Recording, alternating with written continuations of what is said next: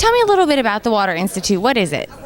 It was created back in 2011, stood up in 2012 with a vision of contributing science to the understanding the coast so that we could do restoration and protection in a science-rich environment, and to create an independent organization that could provide that information so people would find it credible. In our charter was also water resources, and though, as I said earlier, we really embarked mostly on the coastal part up to this point, now we're thinking about the more broadly defined water resource opportunities. Hey, and why is it important to start thinking about those things? I think it's because we have an opportunity to get ahead of a crisis mode in water resources that we see around the country. As rich as we are in water resources, there's no guarantee that they're going to stay that way, so we have to come up with the appropriate approach to dealing with them. Since we're not in a crisis mode, we don't need to set up red flares, but we need to anticipate. So we're hoping as a science organization we can help anticipate things we ought to be thinking about before they happen.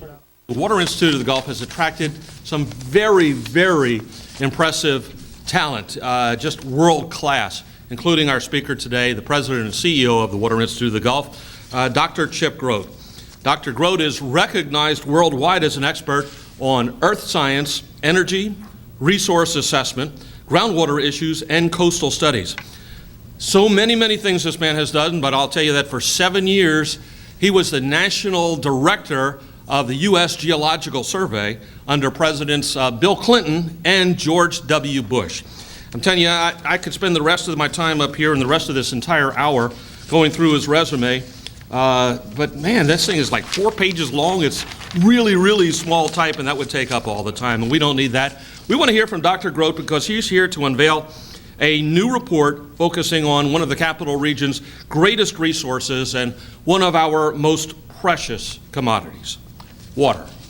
Please welcome Dr. Chip Groat.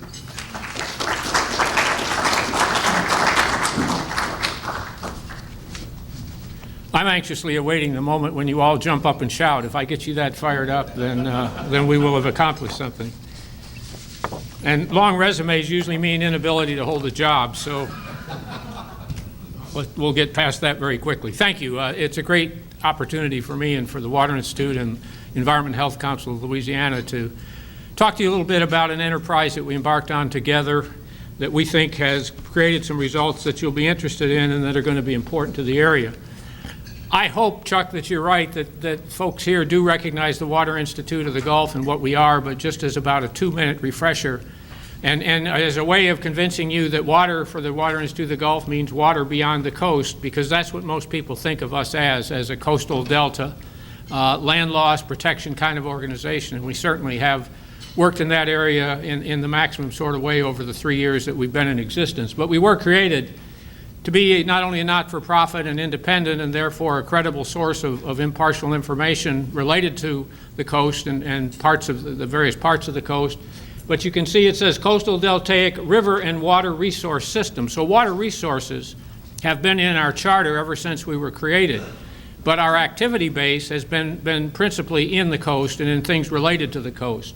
And in all things that we do, we're really very much interested in making sure that what we do has practical application, because we want to integrate various kinds of research as we understand natural processes, natural environments, and natural resources. So that leads us to bring, as some of you in the back can't probably see, in the outside ring, the ability to bring knowledge sharing, data models, research and innovation to coast deltas, coastal communities, and also to water resources. Again, that's there.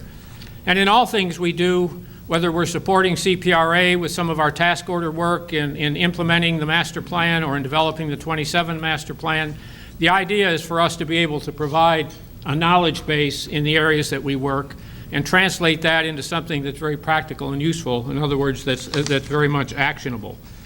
And finally, it's been incredibly important for us to bring together the community of people that involved in coasts and deltas and certainly in water resources. We're not there to replace anybody. We're there to bring the community together that's been working in the coast and working in water for a long, long time and facilitate their involvement through the things that we do as well as through the things they do in these broader, more fundamental kinds of understandings that are important if we're going to create the knowledge that gets turned into action. So partnerships in everything that we've done has been an extremely important part of our coastal work and the work that we've done dealing with the Mississippi River Delta. And we've also brought together, Chuck mentioned an impressive array of talent, and I would agree with him that we've got some really good folks working with the Water Institute and some really good partners in a number of areas that are relevant to the coast and to deltas: modeling, policy, coastal systems, ecology, engineering, design and innovation, human dimensions, and then physical processes and sediment systems. And I think you'll see as we progress more into the water resource related areas that many of these skills and talents and people that we brought together have an opportunity to play in that area too. This is a little bit of a gimmicky statement, but in introducing ourselves and our involvement in water, we can certainly say water isn't our middle name, it's our first name. And I hope I've convinced you with the first 2 or 3 slides that water has always been in our charter, but our energies and our talent have been principally applied in the coastal aspects of water.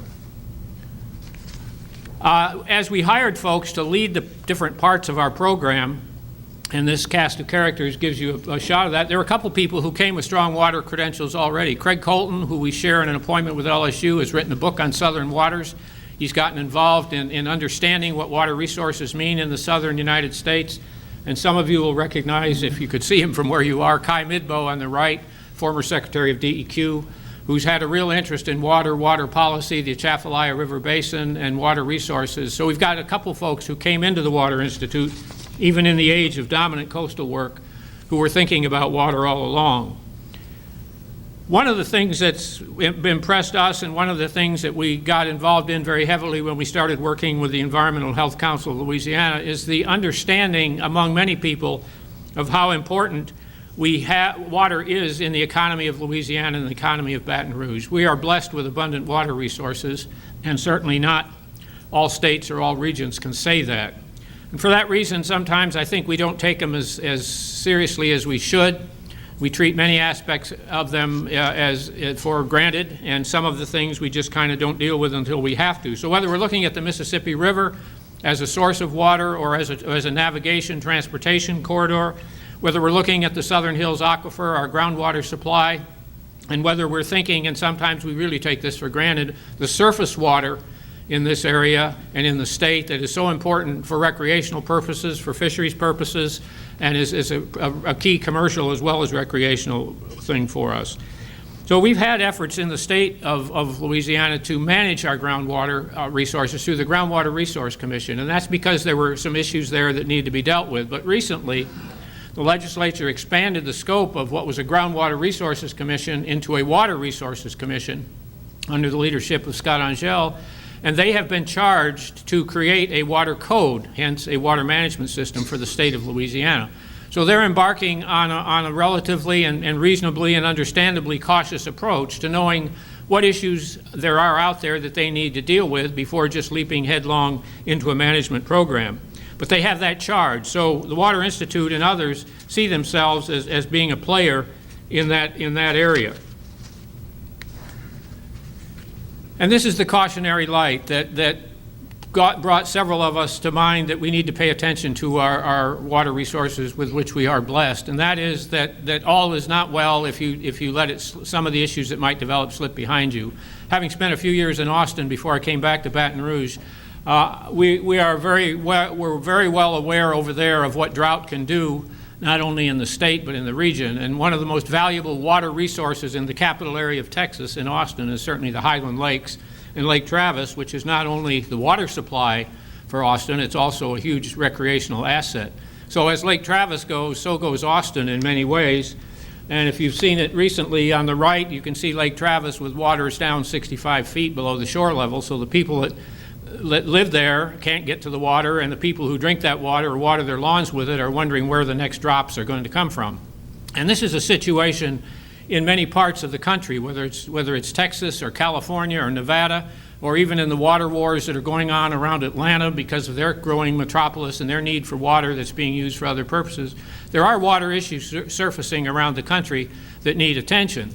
So just because we haven't been blasted with those immediate kinds of water issues, we can't really afford to sit back and take those for granted for a long period of time. But managing water is a very challenging challenging enterprise at any level, whether it's local, regional, or state. Because water is so critical, we take it for granted in the best sense of the word because we have to have it. So we figure somewhere we're going to get water, whether it's for our own purposes or whether it's for the economy. And it drives so many aspects of our economy, no matter where you live, that it is also a vital resource for that venture as well. So the laws and policies that govern water frequently reach beyond the water itself because the people who use the water, who depend on the water, are caught up in the consequences of what the water law and policy is. It also has some properties that make it fairly difficult to manage, certainly because it's so mobile. We have a hydrologic cycle, water from the sky, water coming down rivers, water in the ground, that are all interconnected, and that interconnection is not always appreciated in the policy sector. So we sometimes do some things out of lack of understanding, the lack of turning knowledge into action, that make managing water even more challenging than it needs to be. And certainly the variability is obvious. When we see droughts in certain areas, we see rains, abundant rains, more so than we might want in some areas. We can see how variable it can be on a geographic basis. And of course, year to year, decade to decade, we see differences that make it not a straight line on any graph when it comes to figuring out how to deal with it. And then most importantly, I think, is the fact that water is used for so many things, that all these users have very vital interest in water, and who manages it and who owns it is of vital interest to them.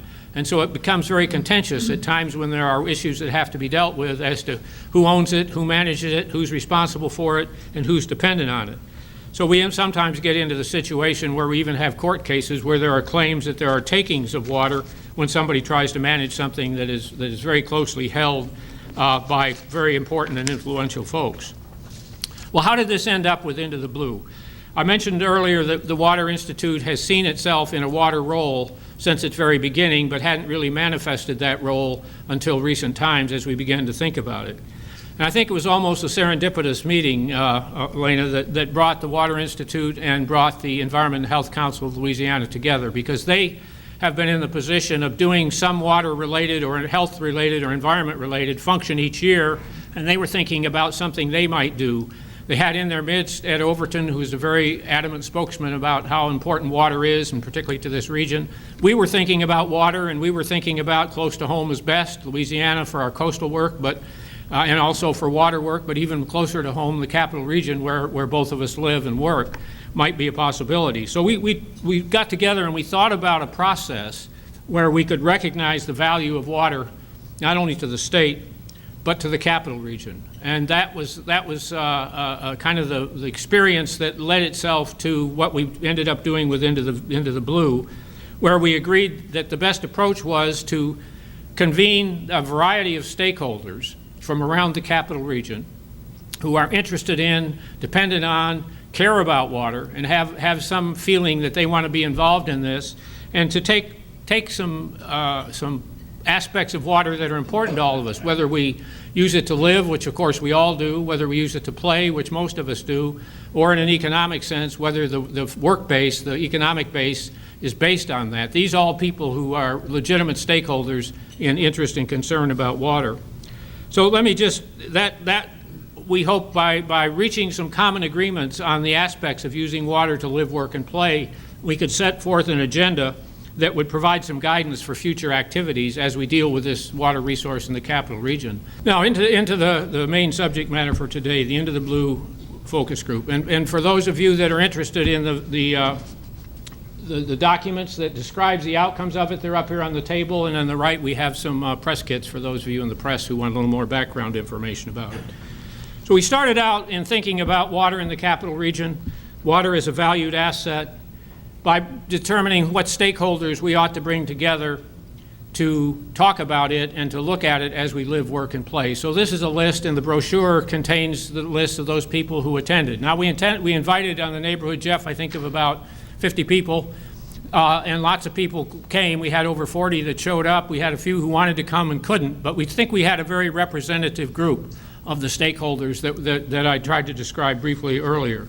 So this is an example of folks from government, from industry, from NGOs, and from citizens groups who care about the capital region and who care about its water aspects as they relate not only to what they do primarily, but how they relate to other parts of their lives.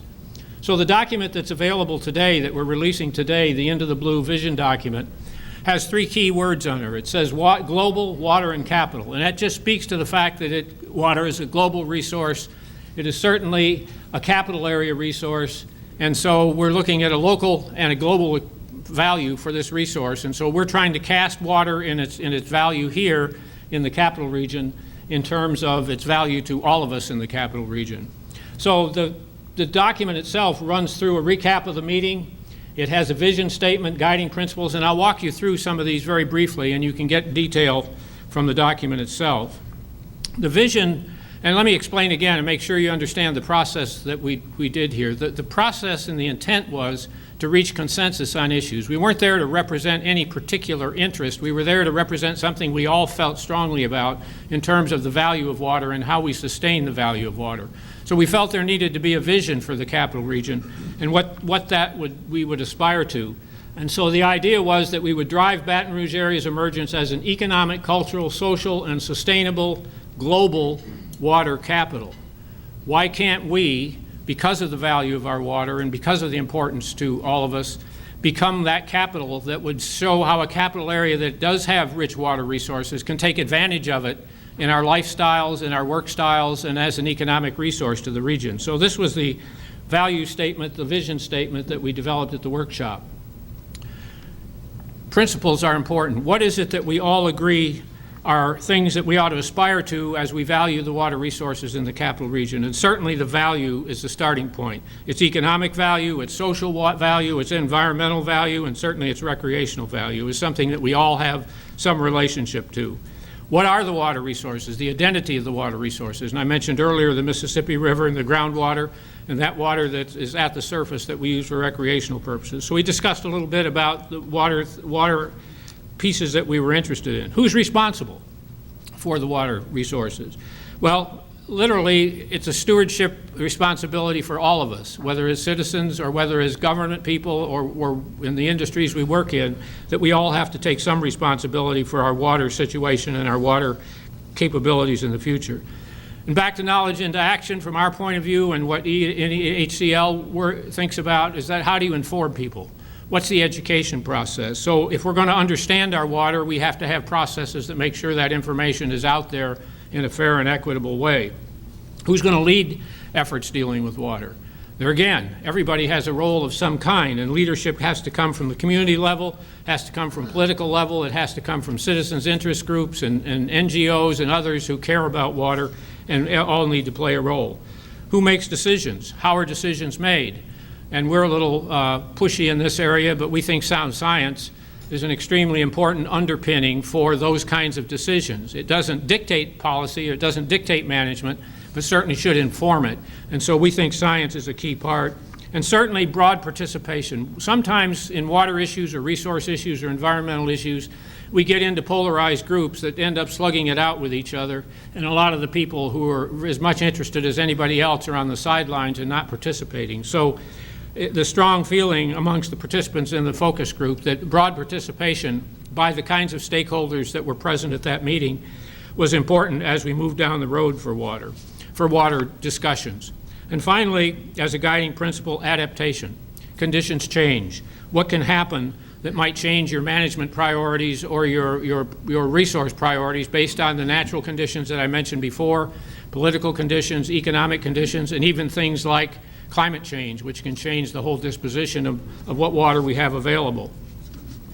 And leading from principles, things we aspire to in general, we developed a consensus among the group that there were certain objectives that were important to pay attention to. If I can separate my papers, I will tell you what they are. There we go. First, we should build towards a regional reputation. We should let people know what a valuable resource water is in the capital region and how it has really inspired our economy, and that we can become, in a sense, a water capital, as well as we have become a capital in the country and in the region for our coastal resources. So water is a key part of that. We ought to have as an objective that we need a clean, long-term, sustainable supply of water, that we must ensure against things that would disrupt or lower the quality of the water and the quantity available for all sectors who depend on it. So it needs to be a long-term. and that we ought to have as an objective to build that thing that's shown up a couple times already, that water-based economic hub here. How do we attract and export water expertise? And certainly a sign that Baton Rouge is serious about that is the water campus. This is an opportunity, although most people think of it in terms of coastal water-related things. There's a lot of opportunity there for the same kinds of organizations that are interested in water as more broadly defined, and people who would come here because water is important to put their offices and their facilities on the water campus. So that would be an attractive. And then as an objective, we need to educate through our schools, through informal education, through civic groups, this understanding and capability to appreciate the variety of factors that have to go into appreciating and managing our water resources effectively. And then certainly that education would lead not only to inform stakeholders in the broadest sense, but also to try to build really a deep bench, is the term we use, of water-aware business, civic, and political leaders. They're the folks that are going to be engaged in making decisions. And they need to be informed by citizens who understand things, but they themselves need to be part of the awareness process. And finally, a water state of mind. Let's think about water when we think about Baton Rouge, just like we think about several other things that are very positive about Baton Rouge. And I'll explain to you one of the inspirations for that as we move along. So what's next? We have a document that spells out a consensus, it spells out a vision, it spells out principles and objectives for water. It makes the case, I hope effectively, that water is important to this region, that we recognize that importance, and that we need to think about how we sustain the value of that in the long-term sense, because we're all so heavily dependent on it. So what are we thinking about for future steps? And this is where it is certainly a work in progress, because there have been some ideas on the table, but no actions have taken place at this point to do that. One of the people that was at our conference was Kevin Schaefer, who is from Milwaukee. Milwaukee is a very water-dependent community. We think about Milwaukee and beer and how important fresh, clean water is to making beer, but there are other industries in Milwaukee. They're on the lake, so they have a lake as well as surface water resources. They have a number of industries in the region that are extremely dependent on and appreciate the value of water. So Milwaukee created a water council. And it was a group of people, not a regulatory group. It doesn't have any responsibility to manage or do anything, but it brings these disparate kinds of interests in water together to talk about opportunities, talk about challenges, and talk about solutions. There are hundreds of people on this water council. It's expanded from a Milwaukee-centric to almost a global water center.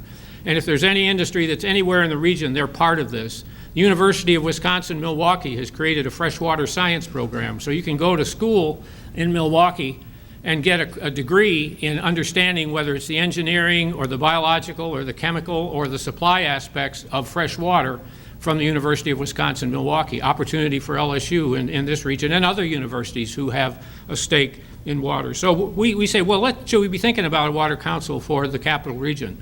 It's on the table. It's something worth pursuing. And certainly is something that might be a way of bringing stakeholders together in a non-confrontational kind of environment where we talk about things that we all care about, but we don't have to slug it out over things we have differences of opinion on. And then the number of projects that really tie in with the 2050 objectives that were listed previously. How do we track those? How do we see what is going on in this area that affects and is important to our understanding of our water resources? And then how do we create a process that actually leads to initiatives to raise awareness, to educate? Somebody has to take responsibility for that, whether it's a university or a civic group or an NGO or whatever. If we're going to educate, that has to be done in a meaningful and organized sort of way. And then importantly, if it really is a global hub of economic activity tied to water resources, how do we work with the economic development entities to make sure that the people who are here and important to our economy are assured of a long supply of water that they need, but how do we attract others? So we've already, Water Institute has had conversations with BRAC, Commercial Properties, and LED about how we can work together to create this water awareness that would attract people not only to Baton Rouge writ large, but also perhaps to the water campus as the organizations gather together there. And then we're also very much interested in using science to develop tools that really inform and influence water decisions. We have a premise that I hope has played out in the coastal area, and certainly CPRA has endorsed it, that as was the 2012 master plan, projects and future master plans are based on the best best science available, and it does underpin the decisions that are made there. Well, shouldn't the same thing be true for water? So do we understand in areas where water is a resource and is valued and where there might be some things that need to be paid attention to, what the technical base to underlay decisions is? Is there enough groundwater monitoring information? Is there enough surface water gauging information? Do we understand rainfall, precipitation, water use? And is that necessary? Well, we think it's necessary, but is it necessary everywhere? Well, the idea of prioritization and in order to minimize costs has led the Water Resources Council to stimulate a study that we're involved in, Water Institute's involved in, that will take a look at basins across the state, determine where there are some things that might need to have attention paid to them, and to really assess the availability of technical information to make decisions, not to influence the decisions, but to make the decisions. So we will be looking at that over the next 14 months or so with some partners and with some others that will lead some preliminary information on the availability of technical information that in fact can turn knowledge into action as the Water Resources Council carries out its mandate. That's it. I would encourage you to pick up the brochure, to pick up the press kit, and to ask questions and express your thoughts on some of the next steps that we've talked about here. Into the Blue was a creation of a couple of organizations, Environmental Health Council of Louisiana and the Water Institute of the Gulf, to say, let's start in the capital area. Let's start with the premise that Louisiana's water resources are very valuable. Let's celebrate those water resources, and let's bring people together who depend on them to talk about how we assure they're going to be sustainable into the future. So the Into the Blue was a one-day, let's see what we agree to. Let's not get into a situation where we're here to fight over them. Let's see what we agree to as principles and as objectives for water resources. And we think we're very successful. And so the document that we provided, the vision document, lays out some things that we all agree need to be done. What it doesn't say is who's going to do them. And so that's yet to be determined. I think the main challenge is education, making sure we all in the capital region and statewide understand how important the water is and why every one of us has a stake in making sure we keep it available, keep it high quality for everybody's use. I think the second one is determining what resources are necessary to complete our understanding of it. If there's some technical gaps that would help us manage it better in the future, what are those gaps and how do we fill them? And then third, I think it's getting the people who do make decisions, whether they be parish or city or state people, aware of what the priorities are and what the most reasonable approaches to dealing with issues are. For the Water Institute, the next step is this assessment we're doing, where we're going to look statewide at those areas where there may be issues and determine if they're serious or not, and if there's a technical information base to deal with them, and then to involve broad stakeholder input into all of this, and then provide a report to the Water Resources Commission. A second thing I think that will be a next step will be exploring this idea of a water council, where we bring industry and education and NGOs and public citizens groups together to talk about the things that we said were principles and objectives in the Into the Blue report, and say, what are some opportunities here? How can we explore those in a non-confrontational and a cooperative sort of way? So I have high hope that we can pull something like that off. When can they expect to see the water campus? I think the construction will start on the water campus within the next 2 or 3 months with a couple of the buildings, and I think they claim within 18 months of that we'll have 2 buildings up. Maybe within about 10 months after that, we'll have the 3rd building up. So we're going to see, bricks on the ground here very soon, and we'll actually see a skyline before you know it. Water Institute has a website. We've got a particular page set up for Into the Blue, so people can explore any one of the objectives or principles there, and they can also see where there are sources of information about those.